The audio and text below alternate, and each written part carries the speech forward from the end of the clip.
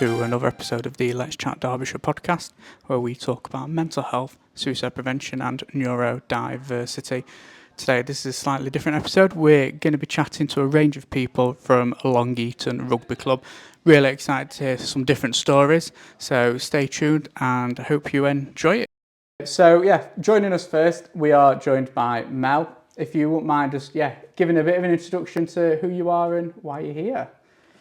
Okay, so as you said, I'm Mel. So when people ask me about rugby, I will tell them that just over three years ago, I'd say one of the best decisions that I've ever made was deciding to come to a training session one evening. Amazing.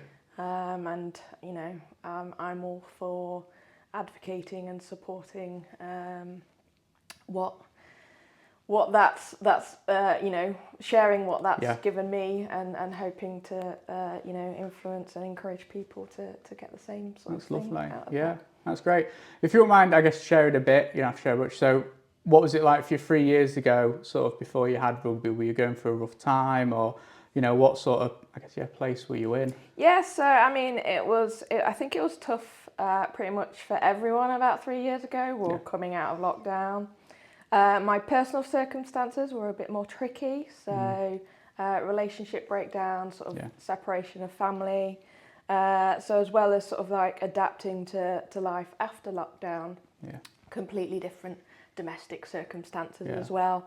I was having to get used to sharing my child and having days where he wasn't with me, and you know, considering that for sort of 5 years, he was constantly by my side. That was quite something to adapt to. It must be really tricky, especially from going from such a confined time period as COVID, where you're with, you know, your child 24/7, I would assume, to then going for times when you're not. It must have been quite lonely. And it was lonely, and it was really hard to adapt to. I didn't know what to do with myself.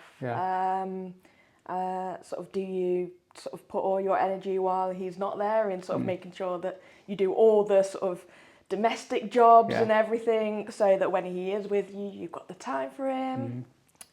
That soon sort of turned out to be really exhausting. And so then it was sort of like, well, let's have a look, see what there is that I can do that gets me out. And it was just by chance that I'd seen a post on the local Facebook group saying, you know, if you're interested, there's women's rugby at Long Eaton. Wow. Send me a message, pop down to training. And so I thought, why not?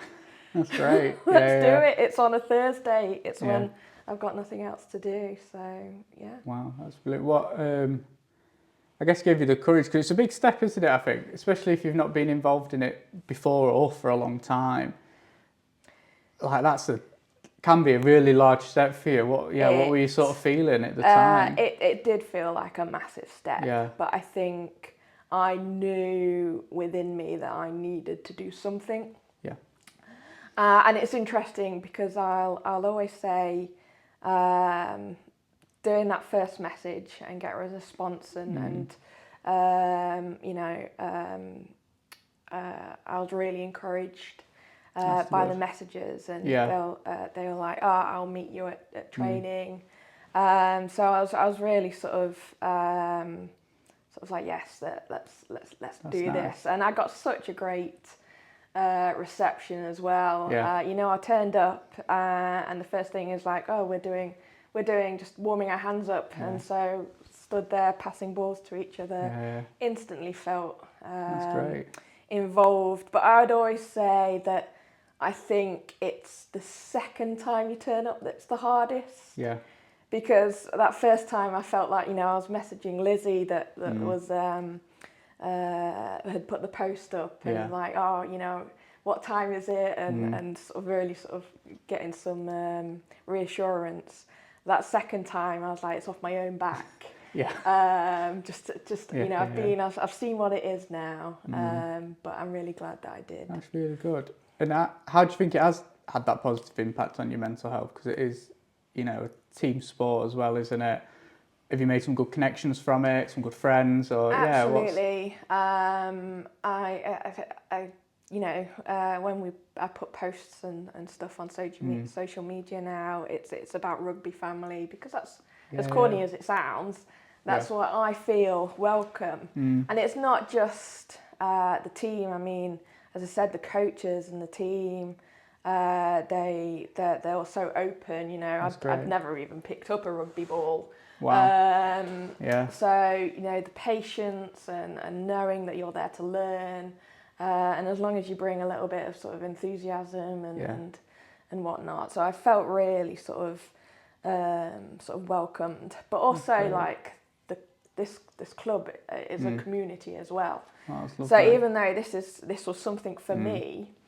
The weekends we play games on Sundays. I know that I can bring my son down, and he integrates himself brilliantly. He loves coming into the clubhouse and getting hot chocolate or a milkshake. There's always other children for him to play with. I've not convinced him to play rugby. He's a football lad through and through, but he loves coming down. And I know that if I'm playing, then there's coaches, there's supporters, there's the guys on the bench that will keep an eye on him, and I know he's safe. So that's lovely. As well as it being something for me, it's something that we can do together as well. So no, I think that's lovely as well, and I guess it works both ways, doesn't it? That they're looking out for him and you, and you're looking out for them and their kids as well. So yes, exactly. It's like having that family, isn't it? Yeah. No, that's brilliant. So I guess, what encouragement would you give to other people? Because like I said, I think it's taking that step, isn't it? And then following it up afterwards. Yes. What advice would you give to other people that maybe want to join, whether it's this club or another club? What, advice would you give, or would you? I'd say be brave. Yeah. I mean, it for me, it probably wasn't that random that it was rugby, because you see the sort of football and cricket, but it was just the timing, I think, for me, that it was rugby. And it's something that I'd watched, the Six Nations with my dad. So there was definitely something in my mind that that's connected me to that. So if you are at a point where you're thinking, I need to do something for myself,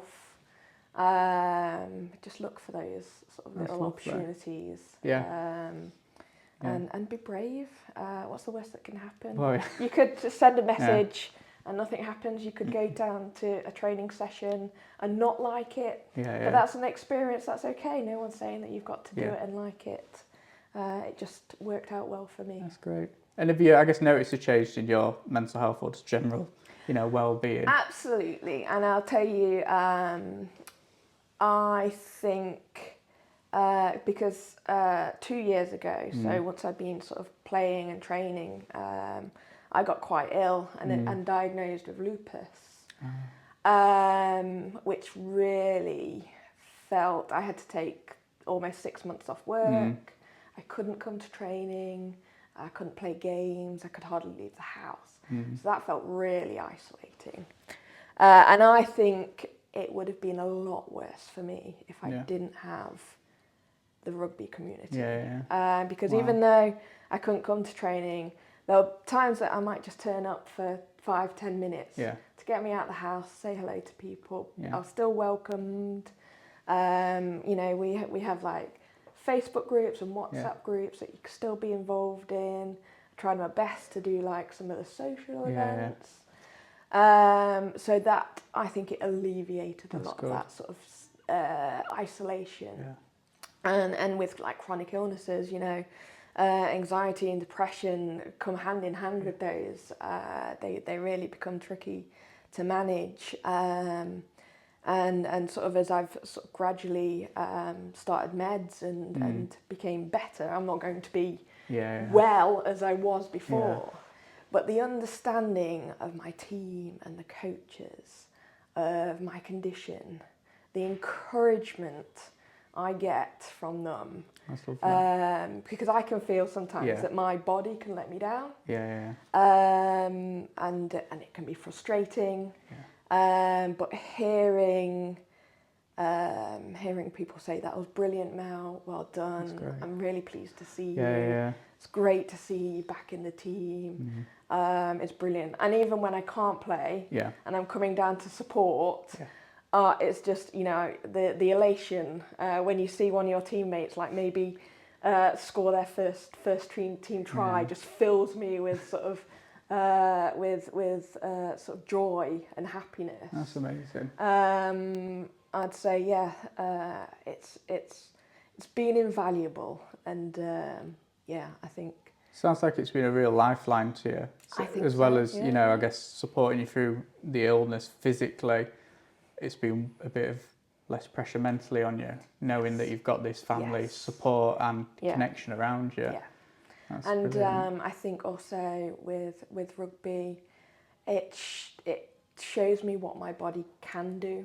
Amazing. I think I'll describe to some people that that don't sort of know much about rugby, but I'll be a forward. I'm a forward. So when you're in a scrum with 8 other women, and you feel the power of you collectively pushing together, that feels immense. Yeah. And you feel like, look how amazing my body is. Yeah. And that does wonders for brilliant. your self-esteem and whatnot. So that's great, thank you. So thanks Mel for sharing that. I think it's great, and it's really inspiring, hopefully, to other people just to hear, through the ups and downs, that there's been that sort of constant here to support you through it, and vice versa, for you to support other people through it. And I think it's just amazing to hear that even when it can be hard, to know that what your body can do, even when you are, battling a chronic illness, is just phenomenal. So thank you. Thank you. Lovely. Next up we're joined by Dave. So really thank you for coming down. You're welcome. If you wouldn't mind just starting off a bit of an introduction, who you are, and a bit about your link with the club would be great. Okay, so my name's Dave. I coach some of the minis teams here on a Sunday morning. Brilliant. Yeah, and I also train and play for like the socials and social team and stuff. So. That's great. Oh, brilliant. What's been, I guess, your experience of maybe times you've been struggling, and you're welcome to share that, and how rugby or the club itself, sort of helped you through it, or what you get out of it. So for me, like the reason why I do this kind of stuff is because I do suffer from mental health issues. I've got a diagnosis of borderline personality disorder. Okay. And through going through my own struggles, I know what it can be like, so I want to help other people. But like, I started coming down and coaching on a Sunday morning because my daughter was playing. Oh, wow. And from there, because I stopped playing rugby years ago after a nasty spine injury, but from there I met loads of just nice people. Yeah. Especially around like the coaching stuff. Yeah. And we kind of got quite close, like good friends, and then the club, we started talking about like mental health issues and stuff like that, and it kind of snowballed from there. And like for me personally, like if I don't turn up on a Sunday morning because I've got prior engagements or I'm not feeling well, the lads will notice and they'll drop me a message, "All right, mate, I haven't seen you. Oh, wow. I didn't see you today." All right, and then vice versa. If I don't see one of the lads on a Sunday morning, I'll drop them a message, and it's just nice to know people are there, and they'll drop you a message. Yeah.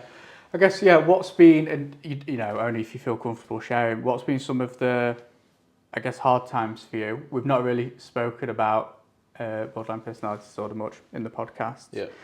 So if you wouldn't mind, if you, only feel comfortable sharing, I guess, what has it been like for you? When, I guess, did you get, diagnosed, and what's your journey been like for all that? So I was officially diagnosed about 12 months ago. Okay. But it's something I'd struggled with probably from mid-teens.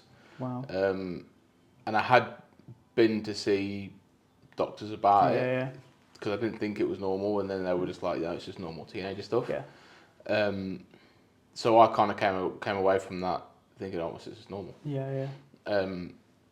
and it wasn't just like, feeling a bit down or whatever. Some of these issues and feelings were quite intense. I was thinking of like self-harming and suicide and all that kind of stuff. And but I just thought that was normal growing up stuff because that's what I've been told by a doctor. That must be really hard. Yeah, it was difficult. But then it's only really kind of the last few years where mental health awareness has got a lot better. Yeah. And I started thinking, this isn't normal. It's not right. And I've got a close family member who is a paranoid schizophrenic, and I was looking at like his journey, if you like, through it, and I was helping him through it as well as the rest of the family. And I could see like what's the word I'm looking for? Comparison. Yeah, I could see similarities between what he was going through and what I was going through. Wow. And so I then was like seeing that, thinking this is, I do need to do something about it. So I then went to the doctors and they were just like, oh, it's just depression, and basically gave me some medication. I was like, right, I thought, okay, just depression. Yeah. And they just kind of, we went through some kind of, I don't want to say hardships, but some struggles, in life. Life throws all sorts at you. It does, yeah. And my mental health kind of spiraled a bit, and all the kind of self-harm, suicidal thoughts all kind of came back again, and that's when I went to the doctors and went, this isn't just depression, this isn't normal. And my wife, bless her, is the absolute star. She's just like, he was sorted. Yeah. She's been there, we've been together 16, 17 years now. Wow. And even she's kind of seen a bit of a progression. Yeah. And she was like, and she's been there supporting me all the way through it.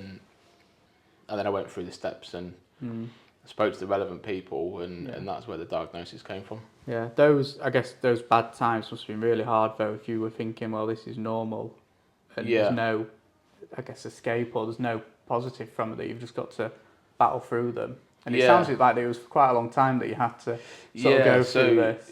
Yeah, it was. So from kind of like mid-teens, it kind of started, and then all the way through my 20s, I was just like, it was normal, and I just head down and just carried on, because that was kind of the way I was brought up, really. Just knuckle down and get on with it, and I just thought it was normal, so everyone went through it, and it's not affecting anyone else. So why should it affect me? Just get on with it. So and it's only really till recently I thought it's get sorted. When when it was bad, I guess you mentioned you used to play rugby. Yeah. How did that help you, I guess, get through some of those periods that maybe were really hard for you? It's the old cliche of exercise. Yeah. And going out and doing a bit of exercise, meeting a few new people, and I mean, I've played for a good handful of clubs, and sometimes it can be really cliquey, and it's quite a struggle to kind of get in, especially as a newcomer coming in. Yeah. When you've got lads that have played for the same club since the minis all the way through, and it can be quite difficult. But like I've come here and just straight in, and you're just part of it, and that's why I love doing stuff for this club, because it's so like everyone's always it is like a big. I know it sounds cliche and a bit cheesy, but it is like But for me, it's like exercise, and when I'm on the pitch or the training pitch, there's nothing going on in my head bar what's happening there and then. So it keeps me present, if you know what I mean. And then when the tackle pads come out, that always helps. Definitely. Get taking a bit of frustration. Yeah. That's brilliant. I guess. What's what's helped you through it? I can imagine having your daughter was a really positive time in your life as well to help you through it. Is it been really nice seeing her take up rugby, be part of the club as well? Yeah, it's been amazing. Yeah. We brought her down for the tots when she was probably 2.5. And she loved it, and obviously as a out and out rugby guy, been brought up with it. My dad played rugby, I played rugby, everyone, my brother plays rugby, and it was just meant to be like, yeah, well, you know. That's brilliant. And she's carried on going through. She's at this bit of a stage at the minute where she's unsure about it, but you know, it's still great though, isn't it? And it's good for them because the amount of like energy. Yeah, definitely. It's just ridiculous. It sounds like it's been a bit of a door opener for you as well, bringing her down. That it's led for you to be able to, you know, get involved in some of the socials as well.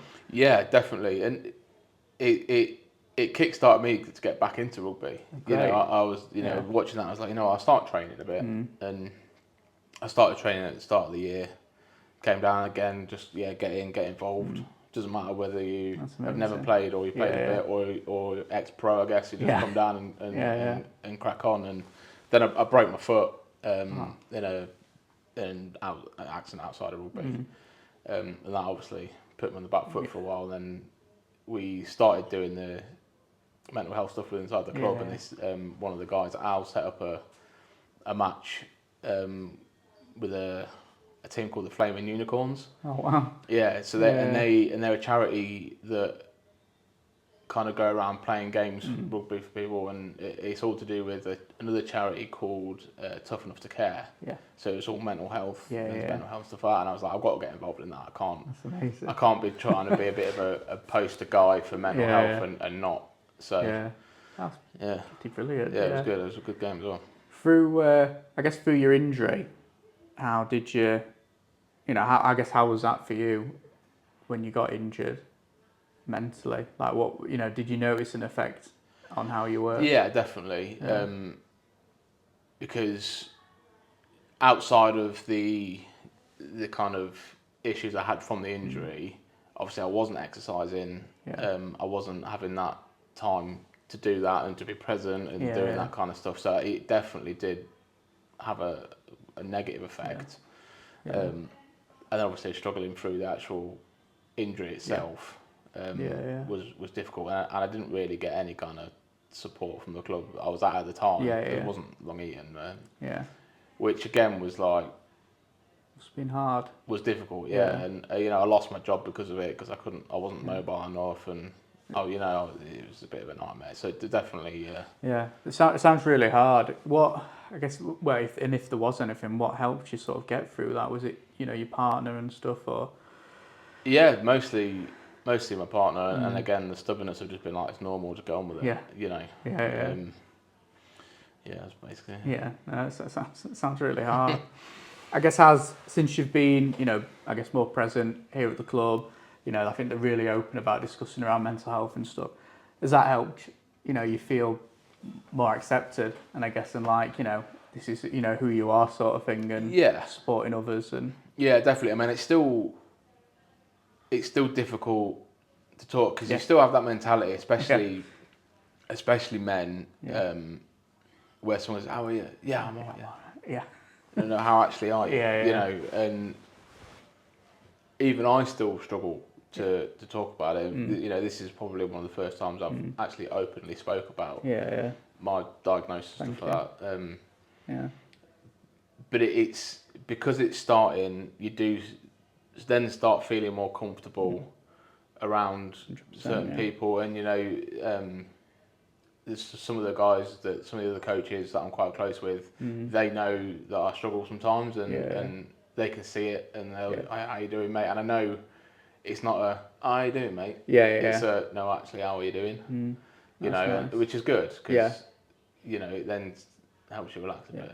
And that's nice, And I bet with your, you being so open and stuff, it'll encourage others just to, be open as well. So, when they're going through a bad time, at least they can, be open with you and that's what I'm hoping for. I mean, don't get me wrong, I'm no expert, but obviously I've gone through my journey, and even if it's just I'm having a bit of a pants time, and even if I could just push them in the right direction of the right person to speak to, then like I say, it's not a new issue. Obviously, it's probably been an issue since the dawn of time, but it's now becoming a lot more prevalent.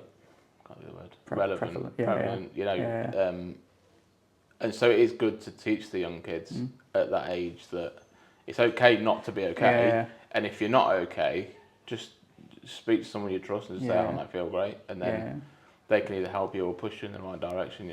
100%, yeah. And just by them turning up and getting involved in sport and stuff's like a massive, like, positive for them. Gets them off, the computers and stuff, doesn't it? Yeah, screen time. Yeah, tell me about it. 100%. So no, that's great. Thank you. Is there anything else that you want to sort of talk about? I think it's been great. It would be good to hear, I guess, just some advice maybe for anyone who is struggling, about coming down, whether it's here or another club. How. Yeah, I mean, definitely come down. I mean, if even if you've never played rugby before, just come down. Come down. Like, have a chat. Even just come down and watch. Just come down, have a look. See what it's about. Come in and grab a beer or whatever. Yeah. Just see what the club's about, because you'll find actually it's a really good place to be. It is, I've like been here about just over an hour now, and I feel so welcomed. Like, everyone is lovely, and it's just feels a warm place to be. I think like you can feel that it's just friendly. It's, really nice environment. Yeah, it is. Yeah, definitely. Yeah, no, thank you. Thank you for sharing. What you've shared is really inspirational, I think, to people who are listening and stuff. So thank you. Cheers. Big thank you to Long Eaton Rugby Club there for their support in recording the episode of the Let's Chat Derbyshire podcast. Don't forget to like and subscribe. You can find us on social media at DCCMHSP, where we do continually post about mental health, suicide prevention and neurodiversity information for across Derby and Derbyshire. We really appreciate when you do share the podcast as well. The more people that we can get the information out to, the more people we will be able to support. So thanks again to everyone who's supported us so far, and we look forward to speaking to you again.